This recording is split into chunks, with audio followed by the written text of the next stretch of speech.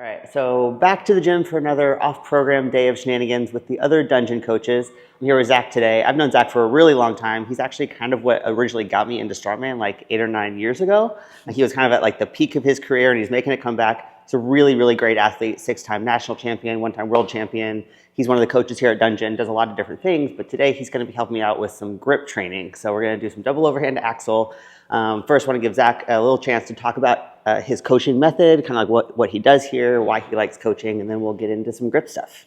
Yeah, so what I do here is I really specialize in strongman. I use a lot of, I work with a lot of functional strength athletes, but specifically I love strongman because over the years, I've been doing it since 2006, I have developed a little bit of a method that I specifically adhere to, and I talk about it a lot in a lecture series called Basics of Strongman, in addition to Strongman Theory, which are both free series that are available on YouTube. So if you just search those will come up. They're about 9 videos each, and they're fantastic. They really break down a lot of the methodology. So since we don't have about 9 or 10 hours to talk about it, I think I'll just refer to that and just leave it right there. And I'm excited to get into some double overhand work with you and specialize and like get into the nitty gritty of some of the technical grip stuff. Yeah. How many years have you been doing strongman?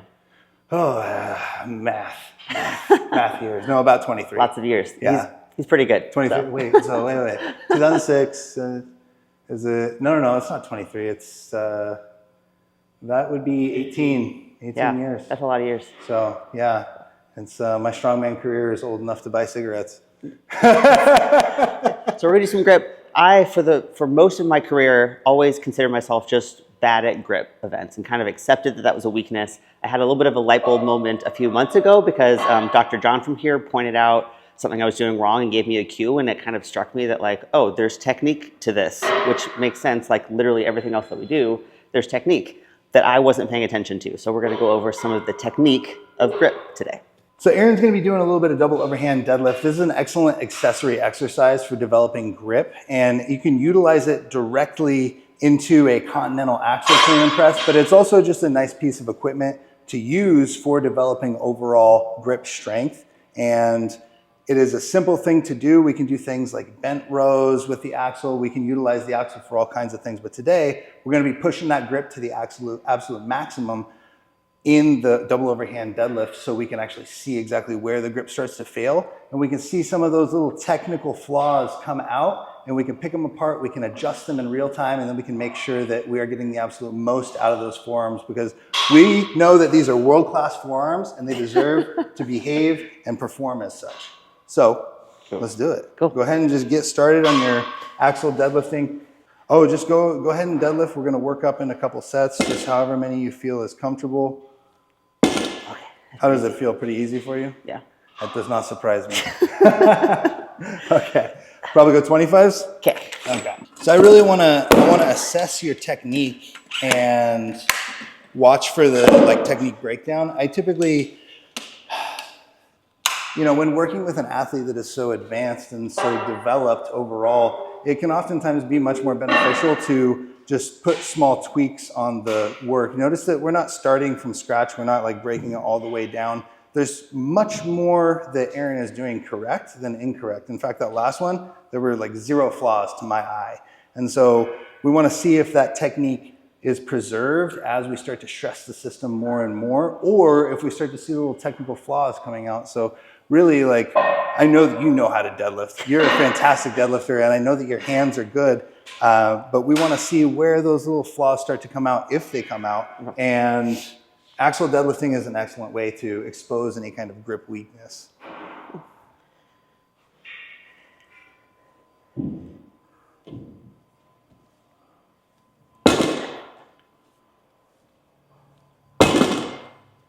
Very good.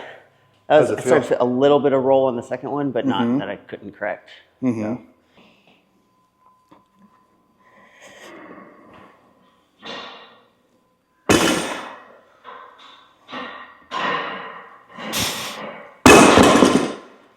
There we go. That second one started you feeling it. Yeah, and that I felt more in my forearms. You did? Yeah. Okay. So the two things that I'm seeing on your setup. Oh, sorry. One thing on the setup and one thing on the actual movement itself. So the setup, a lot of times if you're doing an axle just for like the grip accessory, it can be helpful to kind of turn the pinkies under and like point your fingers in just a little bit. And it will, as you do this, we're going to bring in a second cue, which is making sure that we keep this forearm and wrist straight. There should be a straight line from the forearm into the knuckles. If you start to go into any kind of extension like this, it places extra pressure on the thumb, and that's where most people fail. Like you're already starting to feel it on the thumb. And there's a certain component of just like thumb strength that you have to have. Yeah. But on that second repetition, I especially saw the wrist breaking and you were going into a little bit of extension. You probably felt it as well. Yeah. And probably really felt it in the thumbs, right? Yeah. Like thumbs, and then just like, because it went into like more like the tips of my fingers here instead of being in like the meat of my fingers. Yeah. That it just wasn't going to be sustainable. Absolutely. And so, is that just a matter of, I mean, some of that I know is just like forearm strength to be able to maintain that, but I feel like I always tell people to think about like pointing your knuckles at the floor. Do you think that that's too excessive?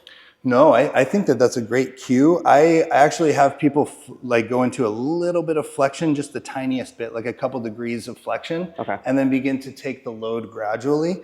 And so like the two adjustments I would have for you are, instead of gripping like this, we grip like this, because what that's doing is it's taking the slack out of the skin. We have slack everywhere, the slack in all of your skin. And if we can eliminate that variable, what it's going to do is it's going to allow you to take more tension from the start, and there won't be as much slip. So when you're starting the lift, I'm seeing your fingers kind of coming straight like this. Is that pretty accurate? Yeah. Yeah, and so what happens is you start to take tension, and there's a little bit of like play in your skin. This takes the play out of your skin, and when you grip and then turn your wrist straight like this, you're gonna feel like the twist, and you're gonna feel all this skin go tight. And then the second part that's really important to employ immediately is making sure that we do have just a tiny bit of flexion. And you can think knuckles down, but what I actually think is like, I think of my fingers and trying to turn them back. So I'm like physically turning that wrist. I really like the cue that you mentioned when we were talking privately earlier on the wrist flexion, going into like bringing that pinky to the elbow. Yeah, like pinky to the inside of my elbow. That's the cue that Dr. John gave me that really helped. That made me realize there was maybe some technique to this. And that's been really helpful for just like getting these muscles to fire. That's a fantastic cue. When you said that, and I was like, damn, that's a really good cue. I've never heard that one. I really like that. But yeah, thanks, Dr. John. Yeah, thanks. Fingers in. Take the tension a little bit. You're going to feel the tension in the outer portion of the hand, keeping the knuckles down, and I think of turning the fingers slightly into me as I come up. Okay.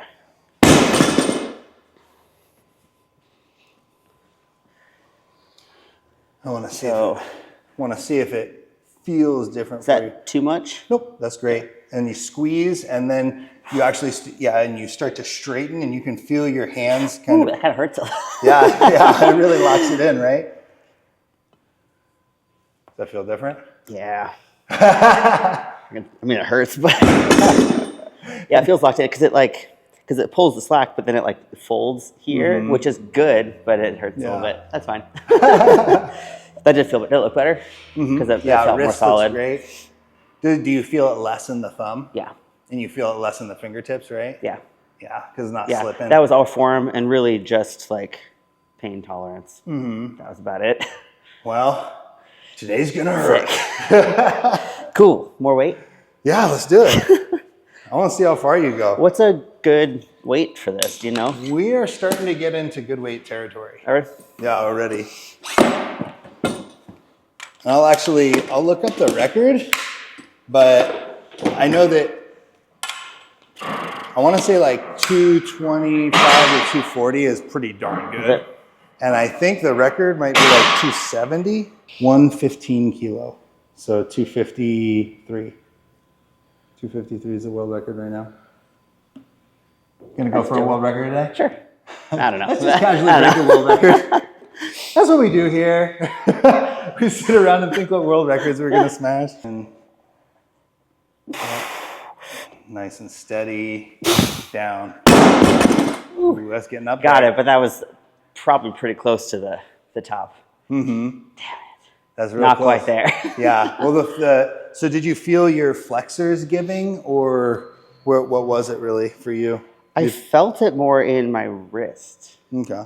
I guess I don't really know what that means because like I feel like I lost it because I started going into some extension, which tells me that's probably a forearm strength thing, but I didn't really feel it there. I felt it more like in like these little muscles down here. So. Yeah, I noticed that when people go into, you know, yeah, like when people extend the wrist right there, they tend to start to feel it more in those extensors. Yeah. And it's not uncommon, but I think take probably another minute or two, give this one another go. And I don't want you to focus so hard on like going into actual flexion.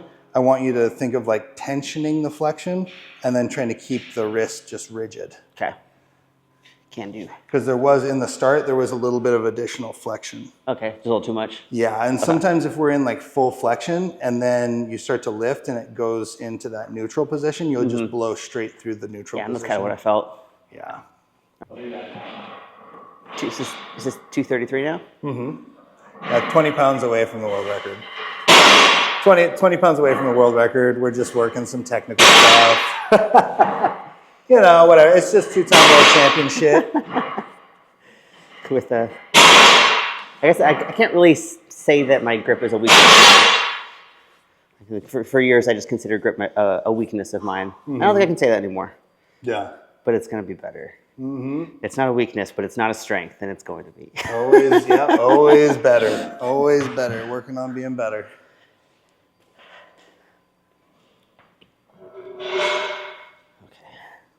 So focus on that neutral position and just the mildest amount of flexion.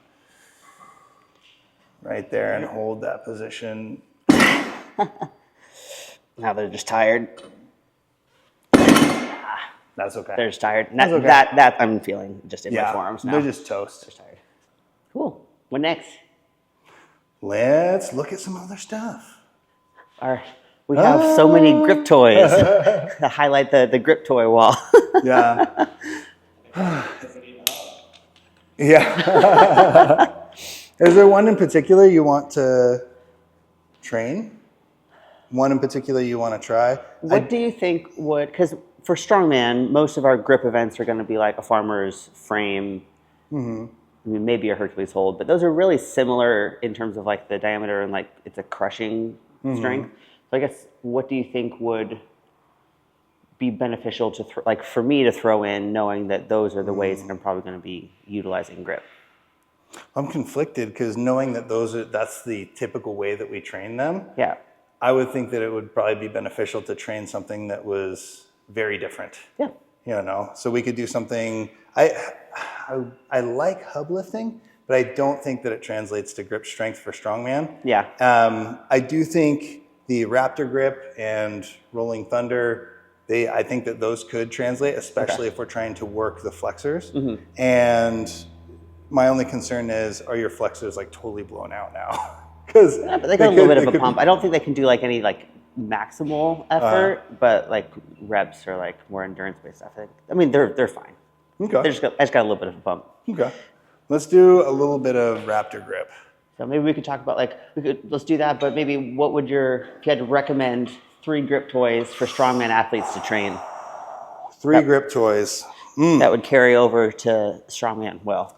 Yeah, if I could only suggest 3 that would carry over to strongman really well, I would suggest getting an axle first, because that's actually an event that you'll see all the time in strongman. You'll see axle deadlifts, you'll see axle clean and press. Axle is an implement that is used a lot in strongman. And then secondly, I would probably suggest this Country Crush Raptor. This is a 2-inch. I can almost get my fingers all the way around it. But there's a couple different sizes of this. I think a 2-inch would be really beneficial. And then the key to that one is that the handle rotates, right? It's not a fixed handle. So this handle rotates, and so it really forces you to engage those flexors as you pick it up, because it moves on these bearings. And so the roll that you see a little bit in an axle is really exacerbated here and made much more challenging. And then Third piece, I would probably say a thicker monkey grip for any kind of like arm over arm work that you're going to be utilizing. I would almost say one of these grandfather clocks, but I don't think that it's quite the same. And I think if you had a thicker monkey grip, it would actually work better. So cool. Those would be my top 3 picks. Yeah, Unfortunately, I saw you doing those 500-pound deadlifts with the monkey grips the other day, and it makes me want to try it. yeah, I did a 503 with these the other day. It's apparently the top number right now is 430. Sick. So,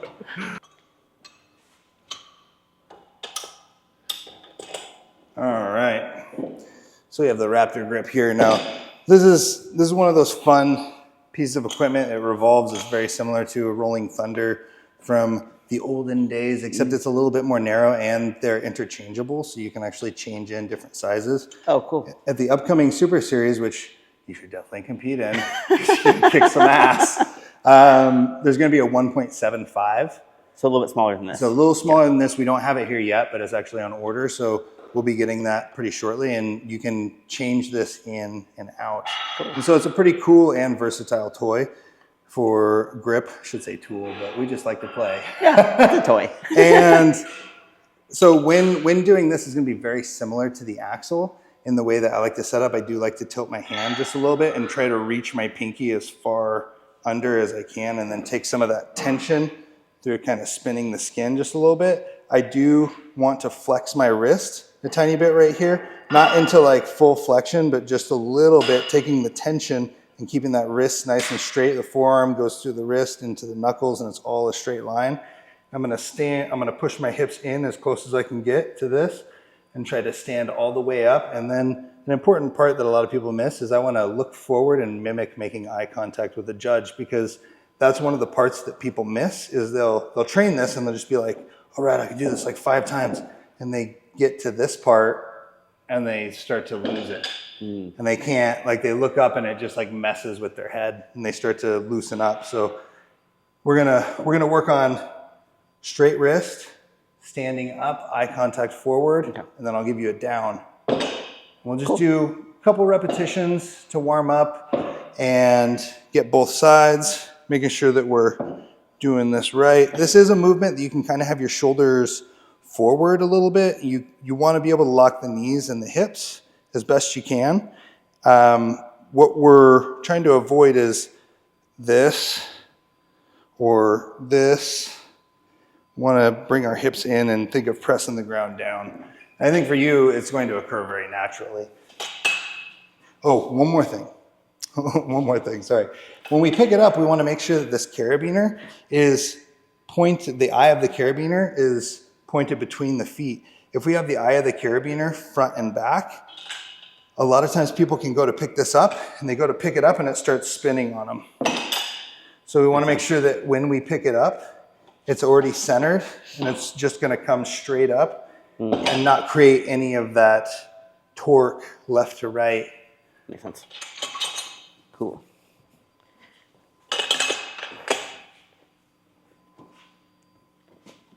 Excellent. Excellent positioning. Oh, that it is harder because it doesn't. Obviously, it rotates a lot easier, but like it's harder to pull the slack because it feels like this just moves. Yeah, it's almost like you have weird. to grip and then kind of twist your hand a little bit.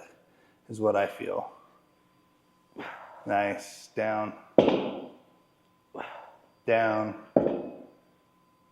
Down. Down. Switch hands. And small technical change. You cannot have the hand on the hip or the thigh. Oh. Yep. So in the sport, yeah. In the Why sport, is that? Because arm lifters are terrible deadlifters, I guess. I don't know. They just like that. This is not allowed. You have to be like right here, or some people will lift with their hand all the way behind their back. Interesting. Or it'll just be floating, but you have to have it like off of the body. Interesting. Like yeah, off of any position that could potentially assist the speed of the lift. Huh. That's funny that's a. I wouldn't think of the deadlift as being a part of it. Really. Yeah, no, exactly. There are some arm lifters that are limited by their deadlift and not their grip. Dead serious. Man, that'd be nice. Yeah. Have such strong hands. I don't know what to do with my hands. What do I do with my hands? Down. Down. Down. Down. Nice. I don't know if this is good. The first one, I kind of went straight up, and then I did kind of I think what you're saying with the shoulder, but almost exaggerated it so that I was almost coming up and like intentionally keeping my shoulder forward. And that felt good because I felt like this wasn't hitting my body at all. Is there a downside to doing that as it gets heavier? I do think so. I think the further out you get it, the slower the movement is going to be, and it's going to translate to more time under tension for the hand. Yeah. So like when I get really heavy on this, I like to crowd it as much as I can, and I'm just like like trying to be smooth but swift. Okay. And it's just like that sweet spot between not having to require too much power out of my grip, but also not having to require too much endurance. Nice and steady. Down. One more. Down. Beautiful. What's the record? Like 15, 110? about 15 pounds more than this. Put 110 on there. Okay. Okay.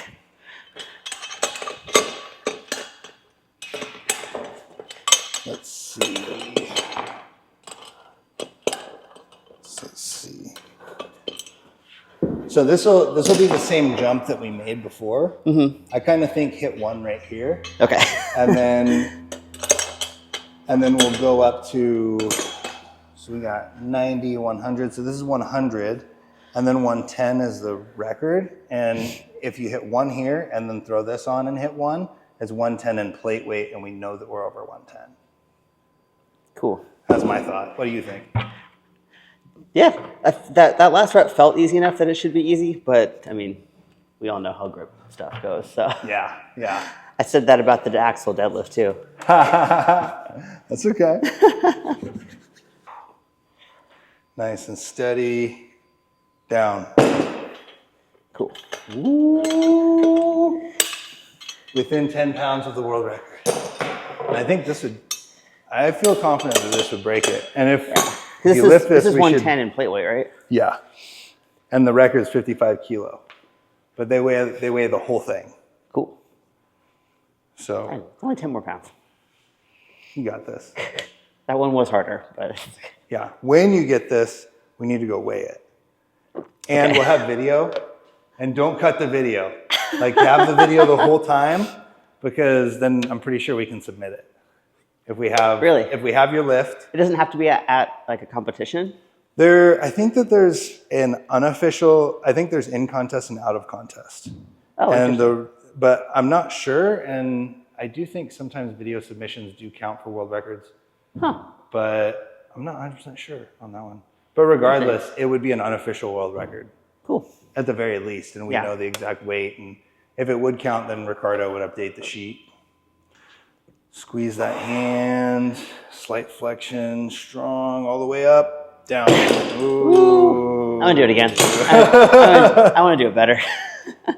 I can do better than that. So that would have been one of those tricky ones. Like, you have to sell it. Yeah. You know? That wasn't convincing enough for me. It was just like a little too fast. Yeah. Like, fuck. So what's your approach to grip training for farmers and frame and like those kind of events? What's your approach to programming for those? I have a couple different approaches, and I really like to, if my athlete has the space and the ability, like the equipment, I like to do a lot of endurance things. I like to have people do farmers that are 200, sometimes all the way out to like 400 or 600 foot farmers. Yeah. And it's really brutal, but the jarring on the grip is one of the things that really just builds an iron grip. And so a lot of people will know some trades to have very strong grip, iron workers and like plumbers and mechanics especially. Yeah. Is that repetitive, constant tension in the tendons and that constant working of those muscles and the dexterity that builds up. Yeah. I think that all too often when people are training grip, they are really focused on like heavy, heavy, heavy. That's all that matters. But I think in addition to the occasionally going heavy, you really have to work some of the endurance, because then you build up the actual work capacity so you can go really, really heavy. And that is going to benefit every athlete. Like I use that in my own training as well. I've never grown out of seeing the benefits of a really long farmer session and a really long farmer set. Yeah. And that's something that if I could say one thing, it would be endurance farmers. Yeah. I feel like that is something that I've noticed with athletes that are really gifted in grip events. They usually have some sort of job that requires them to use their hands a lot and don't do a whole lot of like heavy specific grip training. And it's just that, like you're saying, just putting in the reps and the time seems to be the biggest indicator more than just like going heavy. Yeah. Well, if you think about the musculature of the forearm, they're not meant to be this like one and done kind of movers. Yeah. Our hands are highly dexterous and we're meant to be using them a lot. So to really get an effective training stimulus, most people are going to need a lot of volume. And it's not sufficient to just be like, when I get my reverse wrist curls and my normal wrist curls, I'm good. It's like, no, you got to like tax that grip to failure. Yeah. You know, and you can't reach certain forms of failure in a 15 or 20 second window. You know, we're talking like at least 40 seconds, 60 seconds, sometimes going all the way out to like 90 seconds or more. And just getting those additional types of training stimulus and accruing that different type of fatigue that's going to elicit a different adaptive response. Yeah. So that's something that just like a lot of people miss, in my opinion. All right. That's the stuff that no one wants to do, including myself. Do you have an easier answer? Yeah. I don't like your answer. I reject your answer. I reject. There's got to be an easier secret. Yeah. That's like the scroll meme. Meh. Yeah. Okay. Pinky. You got it now.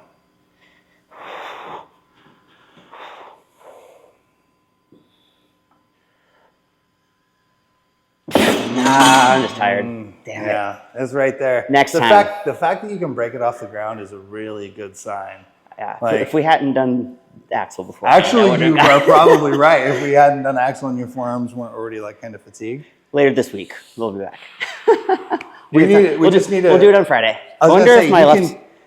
I'm saying you can rest up and do this, and I'll rest up and do my proper monkey grip. We'll come back on Friday and do that. It'll be good. Yeah, left hand is not good.